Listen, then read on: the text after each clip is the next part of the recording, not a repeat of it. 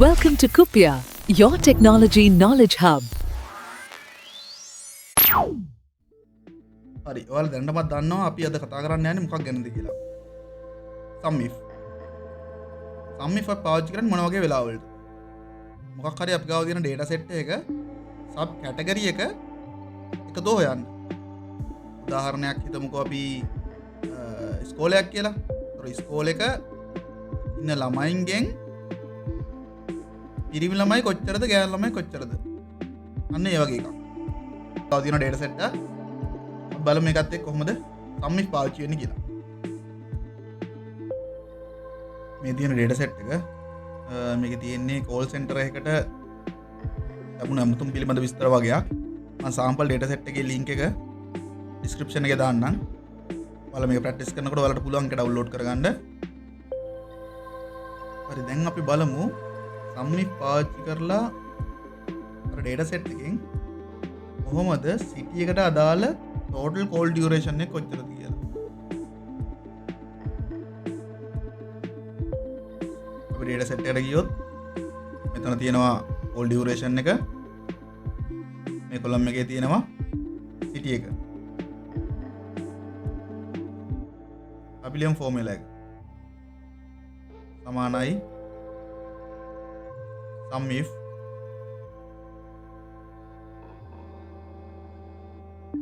ඉස්සල්ලාම සිලෙක්ට් කරන්නේ අපි කොහෙන්ද සිටි එක හොයාගන්න කියලා. ඒ කියන්නේ data set එකේ සිටි එක තියෙන column එක මොකක්ද කියලා. අපි data set එකට ගියාම සිටි එක තියෙන්නේ H column එකේ. අපිට H column එකෙන් පාවිච්චි කරලා formula එක ලියන්නත් පුළුවන්. එහෙම නැත්නම් data table එකේ data range එක පාවිච්චි කරලත් අපිට formula එක ලියන්න පුළුවන්. අපි මේ වෙලාවේ data range එක පාවිච්චි කරලා formula එක ලියමු. data range එක පාවිච්චි කරලා formula එක ලියද්දී අපි හැම වෙලේම data range එක lock කරන්න ඕනේ. data range එක lock කරගන්නේ F4 පාවිච්චි කරලා. F4 බටන් එකෙන් තමයි data range එක අපි block කරගන්නේ. block කරගත්තාම ඔයාලට පේනවා data range එකේ $sign add වෙලා තියෙනවා formula එක ඇතුලේ. හරි දෙවෙනි එකට අපි select කරගන්නේ criteria එක. criteria කියන්නේ මොකද්ද අපි හොයන්නේ කියලා. ඉතින් අපි බැලුවේ කොහෙන්ද හොයන්නේ? දැන් මොකද්ද හොයන්නේ? ඊට හොයන්නේ city එකකින්ද අපි city එක select කරගත්තා. තමා ඊට පස්සේ අපි දෙන්න ඕනේ එකතු කරන්න ඕනේ සංඛ්‍යා ටික. ඒ කියන්නේ call duration එක. call duration එකේ range එක select කරුවා. ඉස්සෙල්ල වගේම lock කරුවා.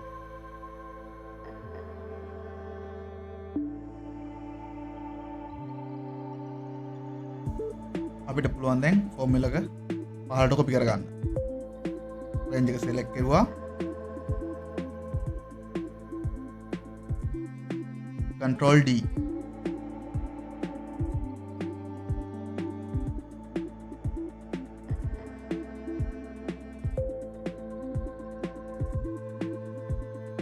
අපිට උත්තර ටික ලැබිලා තියෙනවා. අපි බලමු එකක් චෙක් කරලා හරි හරිද කියලා.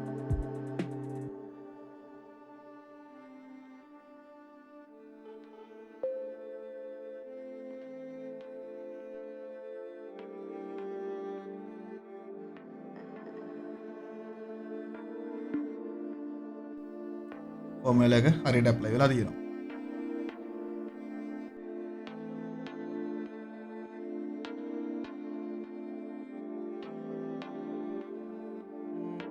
හරි දැන් අපි බලමු ඉස්සෙල්ලා විදිහටම call center එකට අදාළව කොහොමද call duration එක ගන්න කියලා.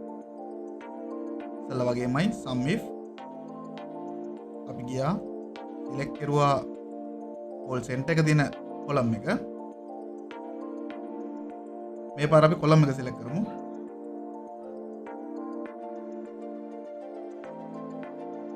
තමා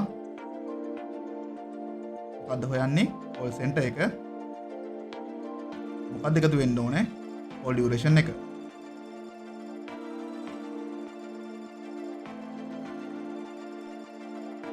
formula එක අපි copy කරමු.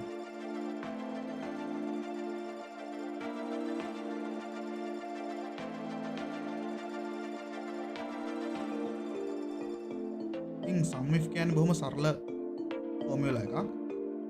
මේකම දේ දැනගන්න ඕනේ කොතනටද මේක හරියට යොදන්නේ කියලා.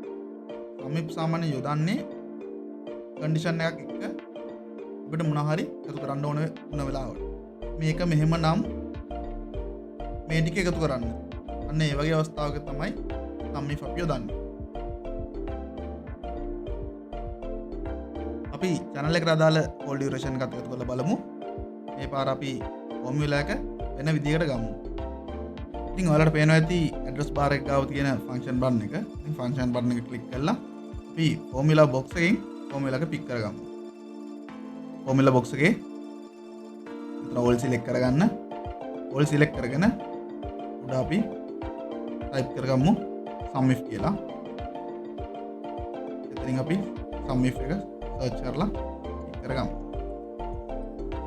අපිට මෙතන පුළුවන් formula එකට අදාළව columns ටික select කරලා දෙන්න. සිද්ධාන්තය එකමයි. formula එකේ data select කරන විදිය තමයි උඩ වෙනසක් තියෙන්නේ. නැත්නම් දෙකෙන්ම වෙන්නේ එකම දේ.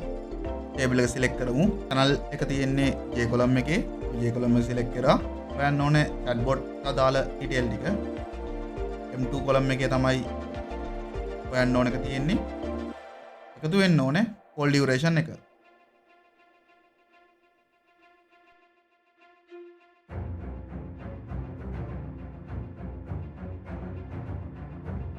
ෆෝමියුලා එක පහළට. ඉතින් ප්‍රැක්ටිස් කරලා බලන්න sum if එක කොහොමද කියලා. ගැටලු තියෙනවා නම් යෝජනා තියෙනවා නම් කමෙන්ට් එකක් දාගෙන යන්න. මේ වගේ වීඩියෝ දිගටම බලන්න channel එක subscribe කරලා තියාගන්න.